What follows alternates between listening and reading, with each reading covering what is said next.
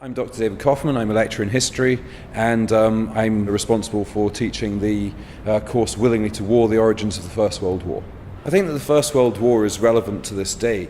Historians tend to periodize, in other words, look at dates when things start, when things end. And I think that 1914 is one of these seminal dates where we can really say that what we understand to be the 19th century, an age of progress, an age of economic and social development, really comes to a stuttering halt. The First World War itself is, in fact, really the start of a short, brutal age of violence which characterized the 20th century.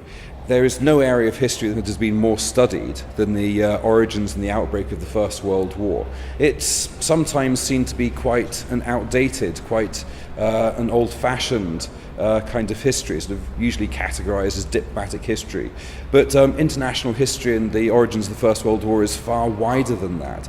This is about new societies, this is about mass politics, this is about how policies are formed in states. What I'm really hoping for this course is that students will look at an old problem in new ways, so that they'll be able to have a look at questions that some people seem to think we already have all the answers to. And so I think that in order to try and get a more fully rounded picture of how the First World War actually broke out, we have to look beyond the traditional question of German or other responsibility. But I also hope that they'll have a greater understanding in how politics is actually formed, in how states actually go about developing foreign policy, and also try and understand with a little bit more sympathy than historians have tended to show over the last 100 years why statesmen acted in the way that they did in a time of crisis.